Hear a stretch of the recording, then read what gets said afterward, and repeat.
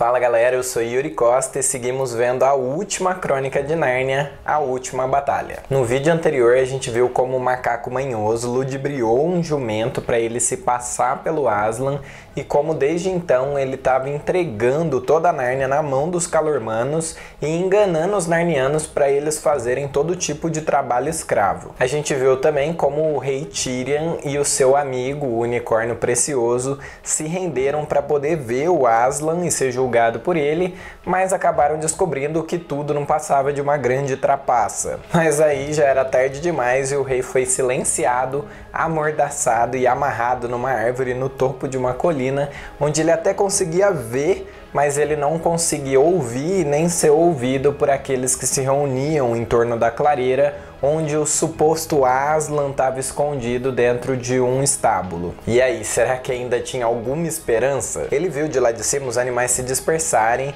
eles passaram alguns por ele com uma cara bem tristinha e alguns até deram para ele algo para comer e para beber, mas não ousaram desamarrá-lo porque eles estavam morrendo de medo do Aslan os punir de alguma forma. O Tirian estava morrendo de vontade de saber o que tinha acontecido com seu amigo precioso. Ele agradeceu aos bichos que o ajudaram, e então eles se dispersaram e ele ficou lá plantado, parado até que escurecesse. Já bem de noite ele viu lá embaixo uma fogueira sendo acesa e os animais se reunindo em volta, e ele viu algum bicho saindo realmente de dentro do estábulo. Mas como ele nunca tinha visto um leão antes, ele não sabia dizer se aquilo era um leão, mas era sem dúvida algo muito estranho. Os animais clamavam e gritavam por Aslan, mas ele não disse nada, ele simplesmente deu meia volta e entrou de volta na cabana. Desolado com a situação, ele clamou na solidão da noite pelo verdadeiro Aslan, para que ele viesse e o salvasse, ou pelo menos enviasse as crianças de Além-Mundo, que sempre vinham em auxílio de Nárnia sempre que as coisas ficavam realmente feias. E então ele teve um sonho. Ele estava diante de uma mesa com 7 pessoas que pareciam ter acabado de jantar. 2 já eram senhores de idade, um era um jovem rapaz, 2 eram adolescentes e 2 pré-adolescentes. Todos se levantaram com espanto e aí o Tirian percebeu que eles estavam conseguindo vê-lo.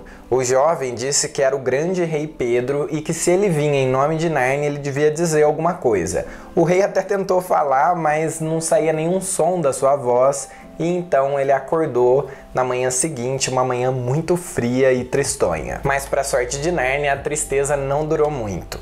Poucos minutos depois, e os 2 pré-adolescentes saíam de trás das árvores. Eram os mesmos mais jovenzinhos que ele tinha visto no seu sonho. Eles libertaram o rei e começaram a conversar e se apresentar enquanto eles procuravam por um abrigo. Os 2 eram Eustáquio e Gil, e eles ouviram tudo que o rei Tirian tinha para dizer e tudo que estava se passando ali em Nárnia. Eles descobriram inclusive que já fazia séculos desde a última visita deles a Nárnia, quando eles salvaram o príncipe Hylian das terras subterrâneas. O Tirian ficou muito surpreso de serem eles, porque todo narniano do seu tempo conhecia aquela história. Eles contaram então que o Dígor e a Polly, que eram os mais velhos entre eles a terem ido para Nárnia, lá no começo, quando Nárnia foi criada, estavam com a estranha sensação de que Nárnia estava precisando de ajuda, então eles convocaram os demais naquela noite em que o Tirian os visitou, que para eles tinha sido na semana passada, mas para o Tirian só tinha passado alguns minutos. Depois que eles viram o fantasma do Tirian, eles decidiram que eles tinham que enviar os 2 mais jovens,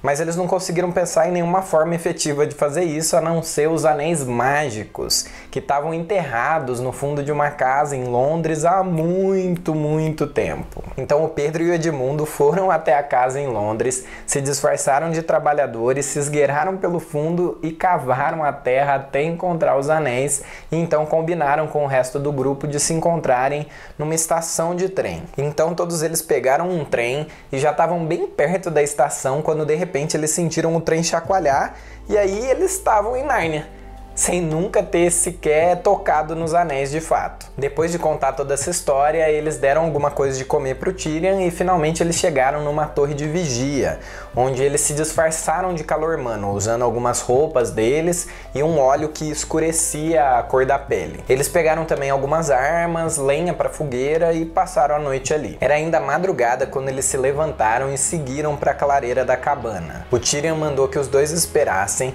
e seguiu até um guarda e como ele estava disfarçado, ele conseguiu se aproximar o suficiente para ameaçar o guarda com uma faca no pescoço. Ele descobriu então que seu amigo precioso estava preso atrás do estábulo. Ele foi com o guarda até lá, soltou seu amigo, amordaçou o guarda e o prendeu. Mas quando ele voltou junto com o unicórnio, eles perceberam que a Jill não tinha obedecido às ordens de ficar esperando. E agora, cadê essa menina? Mas nem deu tempo deles ficarem muito preocupados e ela já apareceu. Acontece que quando ela percebeu que a cabana estava sem a proteção do guarda, ela resolveu entrar lá para ver o que estava acontecendo. E aí ela descobriu que o tal Aslan não passava de um jumento que agora inclusive estava do lado dela. O nome dele era Confuso e ele tinha sido enganado pelo macaco manhoso para se vestir daquela forma e se passar pelo grande leão. Mas isso você já sabia, né? O Tyrion ficou muito feliz e percebeu que ele tinha um trunfo na manga, agora ele podia desmascarar toda aquela farsa. E é por isso que quando ele avistou um grupo de anões sendo escoltado por alguns guardas calormanos, ele largou toda a descrição e foi logo gritando: "Pra onde estão indo e por ordens de quem?" Ih, será que tinha sido uma boa ideia? Você vai descobrir semana que vem aqui numa Ponte pra Nárnia no canal Ponte do Reino. Não se esquece de curtir o vídeo e que o verdadeiro Aslan venha e nos salve.